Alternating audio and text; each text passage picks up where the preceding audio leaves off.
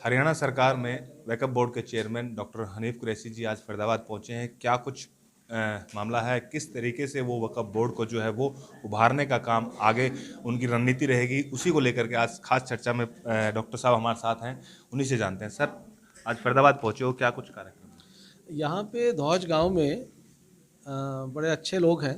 इन्होंने कहा है कि भाई हमारे पास एक जगह उपलब्ध है, अगर वक्फ बोर्ड उसमें कोई शिक्षा का काम करना चाहे तो कर सकते हैं।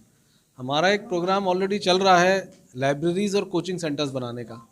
हमने पुराना मेवात में इस तरह की लाइब्रेरी बनाई थी, तो जब यहाँ के लोगों ने हमसे अप्रोच किया तो हमने कहा कि उसी प्रकार यहाँ पर भी हम एक लाइब्रेरी बना सकते हैं। तो हम पिछले करीब 1-1.5 महीने से इस पर काम कर रहे हैं और आज हमने यहाँ पे एक लाइब्रेरी और एक कोचिंग सेंटर उसको हमने यहाँ पे स्थापित किया है, तो जिसमें कि धौज और आसपास के जो लोग हैं वो आके यहाँ पढ़ सकते हैं और इसका फ़ायदा उठा सकते हैं। सर, बात करी जाए कुछ समय पूर्व की, तो वक्फ बोर्ड की जो है वो एक तरीके से हालत खस्ता हो रखी थी काफ़ी, लेकिन जब से आप आए हैं काफ़ी सुधार उसमें देखने को मिल रहा है। शिक्षा को लेकर के काफ़ी काम कर रहे हैं, तो इसको लेकर के कुछ और आगे क्या रणनीति है आपकी, कुछ और इसको इम्प्रूवमेंट करने के लिए? देखिए, हरियाणा सरकार का एक मिशन है कि zero corruption, no tolerance for corruption. तो इसके लिए जो डिजिटल प्रणाली को अपनाने का काम है वो हमने हरियाणा वक्फ बोर्ड के अंदर भी शुरू किया है। जितनी भी हमारी हरियाणा वक्फ बोर्ड की प्रॉपर्टी हरियाणा में है उस सब को हम जीआईएस के माध्यम से डिजिटली मैप कर रहे हैं। अभी हम करीब 70% प्रॉपर्टी मैप कर चुके हैं। मुझे उम्मीद है कि इस साल के अंत तक हम सारी प्रॉपर्टी को डिजिटली मैप कर लेंगे। जब ट्रांसपेरेंसी आती है, लोगों को पता चलता है कि कहाँ पर ज़मीन है, कितनी है, किसके पास है, तो उससे बहुत सी चीज़ें हल हो जाती हैं।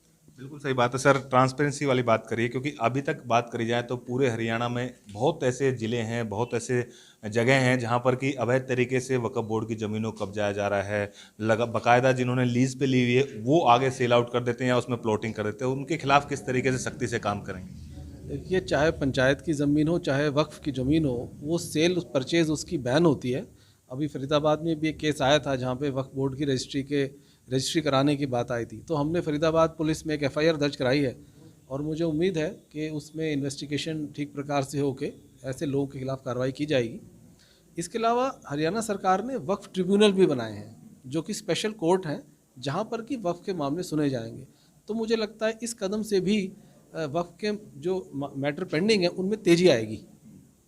अच्छा सर, बात करी जाए क्योंकि अब दिल्ली में जिस तरीके से हिंसा हुई है, इसको लेकर के क्या वक्फ बोर्ड कुछ ऐसा भाईचारे का संदेश देना चाह रहा है, कुछ इस तरीके का संदेश जिससे कि आपसी भाईचारा जो है वो ना बिगड़े किसी प्रकार से भी? देखिए, मैं तो ये समझता हूँ कि सबसे पहले हम भारतीय हैं और सबसे पहले हमें भारत की एकता, अखंडता, भाईचारा, प्यार आपस में बढ़ाना है।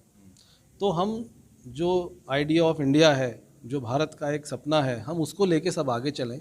आपस में हमारे मतभेद हो सकते हैं, हम बहुत से धर्मों के हैं, बहुत से जातियों के हैं, बहुत से भाषाएं भी बोलते हैं, तो ये सब पूरे हिंदुस्तान में है।